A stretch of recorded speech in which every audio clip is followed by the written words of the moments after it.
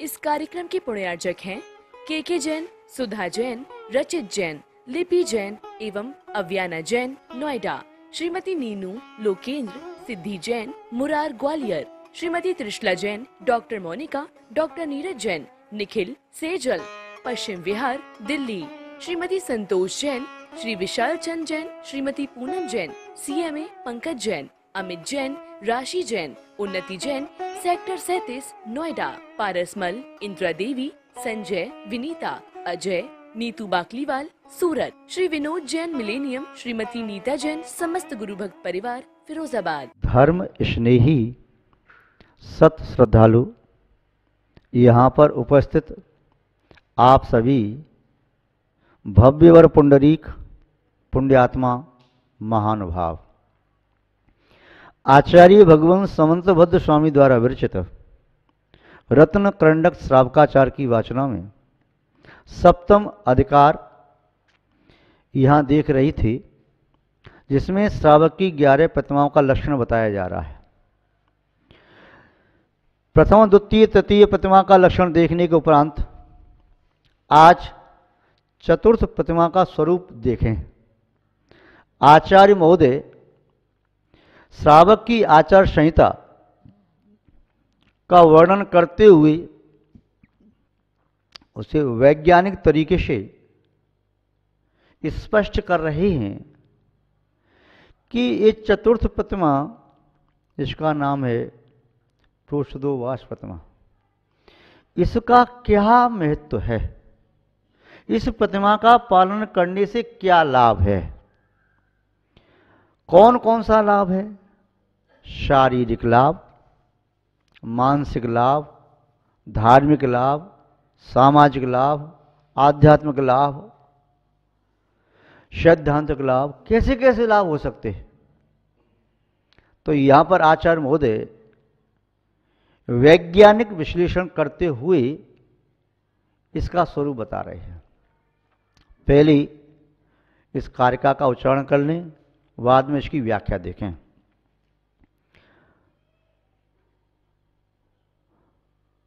पर्व दिनेषु चतुष्षपि मासे मासे स्वशक्ति मनि गुह्य प्रोषद नियम विधायी प्रणधिपर प्रोषदा नशन। आचार्य मोदी ने कहा, पर्व दिनेषु, पर्व के दिनों में। अब कोई प्रश्न पूछे कि पर्व के दिनों की बात क्यों कही? ऐसा लगता है सब दिन एक जैसे हैं, जैसे रविवार से लेकर के शनिवार तक के सब दिन एक जैसे लगते हैं।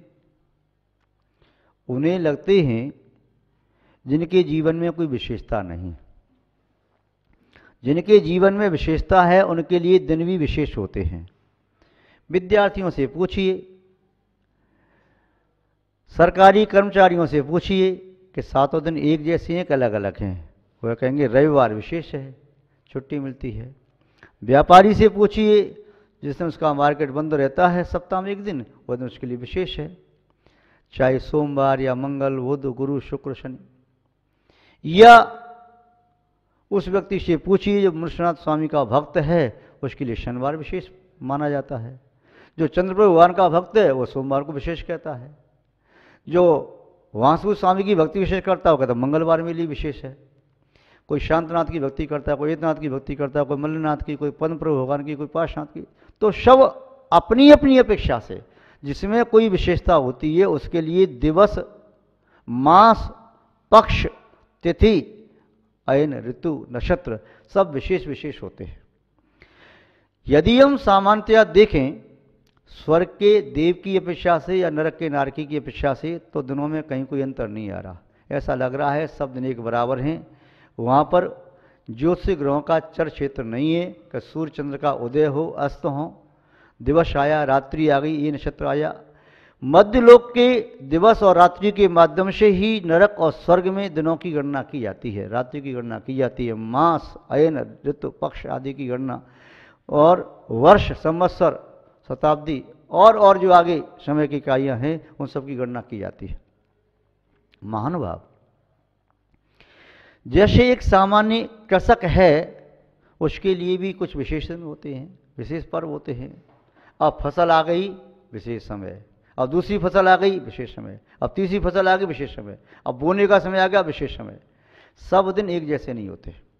जो उद्योगपति है अपनी फैक्ट्री में माल का जब प्रोडक्शन करता है तो उसकी मैन्युफैक्चरिंग किस दिन प्रारंभ करता है, कब उसका फल प्राप्त होता है, या जो जिस काम को करता है उसके लिए अलग अलग होते हैं, दिन होते हैं। यहाँ पर धार्मिक दृष्टि से आचार्य महोदय ने यहाँ कहा कि जिन शासन के अनुसार शाश्वत 4 पर्व हैं, अष्टमी चतुर्दशी, एक पक्ष में लगभग एक अष्टमी एक चतुर्दशी आती है।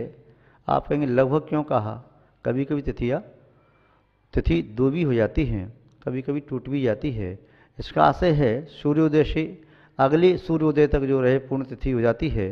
कभी वह सूर्योदय में कम हो या 2 सूर्योदय देख ले एक तिथि तो द्वितीय मानी जाती है, और कभी सूर्योदय में 5:30 घड़ी न रह पाए, उससे कम हो तो तिथि टूटी मानी जाती है। अष्टमी चतुर्दशी ये दोनों दिन ऐसे हैं जो अपने रूप में बहुत खास हैं, विशेष हैं। जैसे विद्यार्थी के लिए रविवार विशेष, कर्मचारी के लिए रविवार विशेष, घूमने जाएंगे, पिकनिक मनाने जाएंगे। और दिल्ली जैसे नगर में तो लोग कहते हैं रविवार ही सबसे अच्छा दिन है, जिस दिन हम कोई भी काम करते हैं, चाहे किसी रिश्तेदारी में जाएं, शादी में जाएं, विवाह में जाएं, कोई और काम हो तो मोस्टली लोग क्या करते हैं, रविवार को विशेष मानते हैं। ऐसे ही धर्मात्मा अष्टमी चौदश को विशेष करता है, पूजा, स्तुति, भक्ति, स्वाध्याय, उपवास आदि, त्याग आदि करता है। विशेष दिन में विशेष कार्य करने से विशेष फल की प्राप्ति होती है। जिसके लिए जो दिन, जो समय, जो घड़ी विशेष है उसके लिए वह विशेष फल देने वाली होती है। जैसे चौगड़िया भी आप जानते हैं अलग अलग होते हैं, तो किस चौगड़िया में कौन सा कार्य करना ठीक होता है। होरा भी अलग अलग होते हैं, किस होरा में कौन सा कार्य करना ठीक रहता है। लगन भी अलग अलग होती हैं, कौन सी लगन में कौन सा कार्य करना ठीक होता है। वार का फल भी अलग अलग होता है, किस वार में कौन सा कार्य करना चाहिए तो उसका फल अलग अलग होता है। तिथि भी अलग अलग होती हैं, तिथि का फल कौन सी तिथि, नंदा है, भद्रा है, जया है, रिक्ता है, पूर्णा है, इसके फल अलग अलग होते हैं। मास भी अलग अलग होते हैं, कौन से मास में कौन सा कार्य करना चाहिए, कब गुरु का उदय है, कब गुरु अस्त है, कब शुक्र का उदय, कब शुक्र अस्त है, कब कौन सा ग्रह वक्री है, कब कौन सा ग्रह उच्च पर है, राशि पर है, कौन सा वह नीच राशि पर है, कब वह स्वग्रही हुआ, कब वह शत्रुग्रही मित्रग्रही हुआ, इसका भी प्रभाव पड़ता है। आप सब जानते होंगे। इसके संबंध में किसी ज्योतिषी से पूछेंगे तो यह कहेगा काल सर्वोपरि है। बोले मैं तो इस ज्योतिष के माध्यम से ही बताता हूँ, यह समय इस कार्य के लिए उत्कृष्ट है। इस समय प्रारंभ किया गया कार्य 100% अपने उत्तम फल को देने में समर्थ होगा। इस समय में किया गया कार्य निश्चित मानिए 100% असफल होगा, सफलता नहीं मिलेगी। वह कार्य के प्रारंभ करने के पहले कह देता है। इससे सिद्ध होता है कि काल का अपने आप में विशेष महत्व है। आचार्य भगवान समुद्र स्वामी की दृष्टि में यह 4 पर्व के दिन हैं, अष्टमी और चतुर्दशी।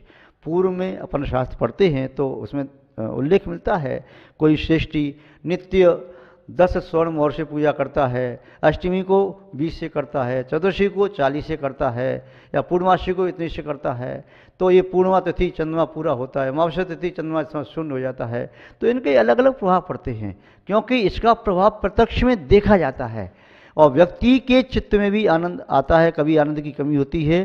चंद्रमाओं की कलाओं के बढ़ने से जो समुद्र में जल बढ़ता है, घटने से समुद्र जल घटता है, उस पर प्रभाव पड़ता है और पूरे वातावरण पर प्रभाव पड़ता है। तो इस वातावरण में जीने वाले जीवों पर प्रभाव क्यों नहीं पड़ेगा। सिद्ध है किन तिथियों का प्रभाव भी पड़ता है।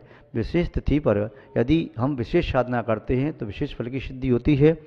जो भी मंत्र आदि सिद्धि करने वाले पुरुष हैं वे विशेष तिथि में, विशेष नक्षत्र में, विशेष वार में ही कार्य करते हैं। और भी मुहूर्त आदि का महत्व होता है, कौन सा कार्य किस मुहूर्त में करना है। कुआं खोदना है, मकान बनाना है, व्यापार शुरू करना है, शादी करना है, या मुंडन का कार्य करना है, विद्या आरंभ करना है, दीक्षा लेना है या दीक्षा देना है, या और भी कर्ज लेना है, देना है, इन सब के अलग अलग मुहूर्त, यहाँ तक कि वस्त्र और आभूषण करने के भी मुहूर्त होते हैं, उनका अलग अलग प्रभाव होता है। तो यहाँ पर हम संक्षेप में यही जाने कि पर्व के दिन अपने आप में विशेष होते हैं।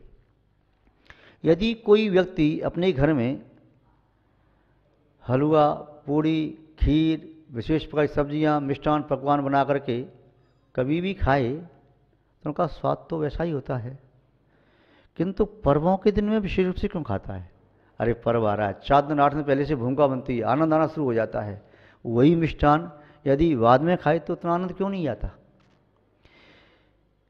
व्यक्ति, एक वृद्ध पिता भी अपने इकलौते पुत्र की शादी में नृत्य करने लगता है। क्यों? यदि वह शादी के 10 दिन पहले या 20 दिन बाद नृत्य करे रोड पर, चौराहे पर, तो क्या हानि है? कर ही नहीं सकता। भक्त अपने भगवान के सामने पूजा भक्ति कर रहा है और तो वह भक्ति नृत्य में पागल हुआ जा रहा है, नृत्य किए जा रहा है, और उसको संगीत को बंद कर दें, विधान नहीं हो रहा हो, पर्युषण पर्व नहीं हो, भाद्र का महीना नहीं है, अष्टान का पर्व नहीं है, तो फिर वैसा काम क्यों नहीं कर पाता? इससे सिद्ध होता है कि समय का अपने आप में बहुत बड़ा महत्व है। आचार्य महोदय ने कहा पर्व के दिन हैं अष्टमी और चतुर्दशी।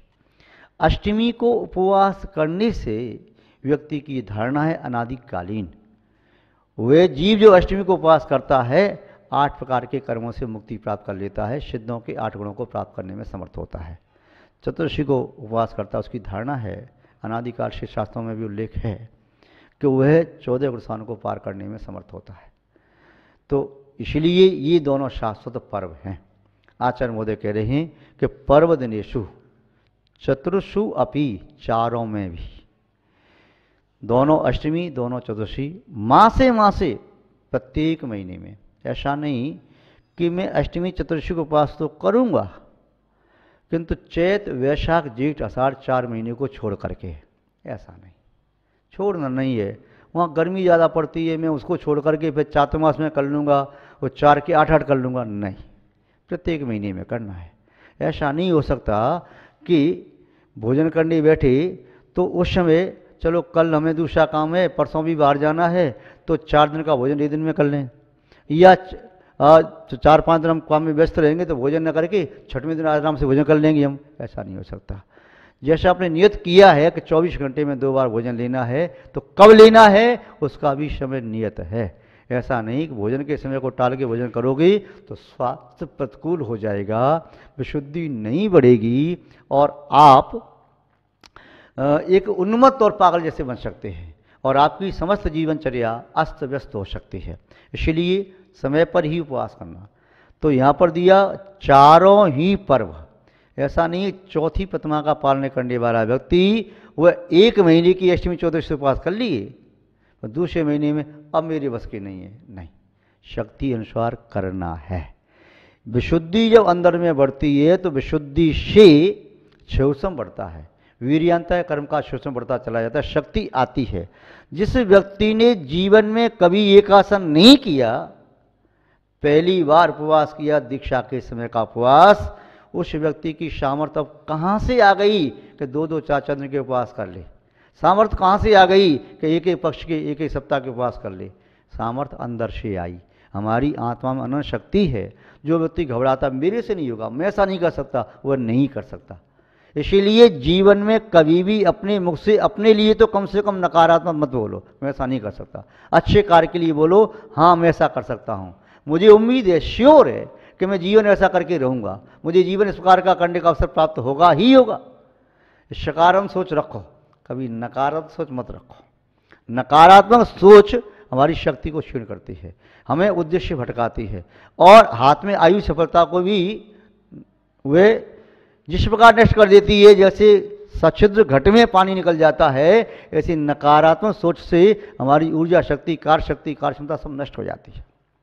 इसीलिए कहो, भगवान में प्रार्थना करता हूँ, भावना भाता हूँ, अभी तो मैं अष्टमी चौदश को 1 बार भोजन और शाम को पानी लेता हूँ, किंतु अब मैं शाम को पानी नहीं लूँगा, अब मैं भोजन भी एक बार करूंगा तो अल्प करूंगा, अब और अभ्यास कर लिया, अब मैं बिना भोजन के अभ्यास करूंगा। तो जैसे अभ्यास करता जाता है अंदर से शक्ति आती है। तो यहाँ कहा कि पर्व के दिनों में, अष्टमी चतुर्दशी 4, 2 अष्टमी 2 चतुर्दशी, पर्व के दिनों में मासे प्रत्येक महीने के स्वशक्ति मन गुह्य, स्वशक्तिम अन्न गुह्य, अपनी शक्ति को न छिपा करके। शक्ति तो है उपवास करने की, अरे हम ही अकेले उपवास क्यों करें? वे सब लोग व्रती नहीं है क्या, पतवाधारी नहीं है क्या? वे तो सब दो दो बार खा रहे, हम क्यों उपवास करें? हम नहीं करेंगे। भैया उनकी शक्ति नहीं है, तुम शोर क्यों करते हो? तुम करोगे साधना, उसका फल तुम्हें मिलेगा। तुम्हारी साधना से तुम्हारी कर्म नष्ट होंगे, उसकी साधना से उसके होंगे। ऐसे शोर क्यों करते हो? अपनी शक्ति को छुपा मत। उसकी शक्ति नहीं है इसलिए नहीं कर रहा, तुम्हारी शक्ति है तो करो। और ऐसा भी नहीं करना कि तुम्हारी शक्ति नहीं है, अरे सब तो कर रहे हैं हम क्यों ना करें। ठीक है, एक दिन तो कर लोगे, फिर दूसरे दिन में 4 बार लेना पड़ेगा फिर। तो ऐसा भी मत करो, क्योंकि एक व्यक्ति कहीं ब्लड डोनेट किया जा रहा था, रक्तदान, तो वहाँ रक्तदान में लंबी लाइन लगी थी।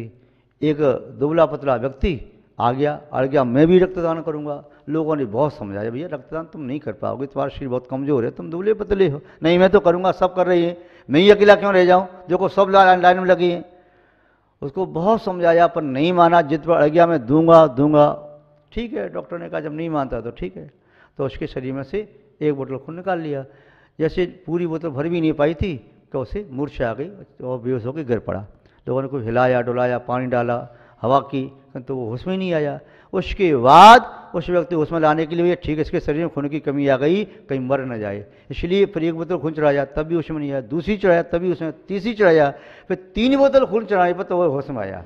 तो ऐसा नहीं करना है कि आपने एक दिन तो जिद में आके उपवास कर लिया और फिर 4 दिन के लिए पड़े हैं, फिर कहना मैं उपवास किया, एक आसन भी नहीं कर पा रहे, 2 बार 4 बार ले। तो शक्ति का प्रयोग किया महाराज ने कि स्वशक्तिम अनुगुह्य, अपनी शक्ति को न छिपा करके किसी की होड़ नहीं करना। तो ये शक्ति कहाँ से आती है? ये शक्ति अंतर आत्मा में से आती है। तेल जब भी निकलता है तिल में से निकलता है, घी जब भी निकलता है दूध में से निकलता है। ऐसी हमारी आत्मा की शक्ति बाहर के पदार्थों के खाने से नहीं आती है। हमारी आत्मा की शक्ति हमारे शिवसम के बढ़ने से आती है, विशुद्धि बढ़ने से आती है। विशुद्धि आहार करने से बढ़ रही है या विशुद्धि त्याग से बढ़ रही है? त्याग से जो शुद्धि बढ़ेगी वह शक्ति आत्मा की बढ़ेगी, और भक्षण करने के पदार्थों के भक्षण से, औषधि आदि से, पौष्टिक पदार्थों सेवन करने से बढ़ेगी और शरीर की शक्ति बढ़ेगी। इसलिए आत्मा की शक्ति का विकास करने के लिए पर्व के दिनों में अवश्य उपवास करना चाहिए। वृत्तियों को भी और अव्यक्तियों को भी अभ्यास करना चाहिए। आज चौथी प्रतिमा के संबंध में इतना ही पर्याप्त है, शेष बाद में। जय बोलिए श्री शांतनाथ भगवान की, परम पूज्य आचार्य गुरुदेव श्री विद्यानंद महाराज की, अहिंसा में विश्व धर्म की। इस कार्यक्रम के पुण्यार्चक थे के जैन, सुधा जैन, रचित जैन, लिपि जैन एवं अव्याना जैन, नोएडा। श्रीमती नीनू लोकेंद्र, सिद्धि Jain, Murar Gwalior. Shrimati Trishala Jain, doctor Monika, doctor Neeraj Jain, Nikhil Sejal, Paschim Vihar, Delhi. Shrimati Santosh Jain, Shri Vishal Chand Jain, Shrimati Poonam Jain, CMA Pankaj Jain, Amit Jain, राशि जैन, उन्नति जैन, सेक्टर 37, नोएडा। पारसमल, इंदिरा देवी, संजय, विनीता, अजय, नीतू बाकलीवाल, सूरत। श्री विनोद जैन, मिलेनियम। श्रीमती नीता जैन, समस्त गुरु भक्त परिवार, फिरोजाबाद।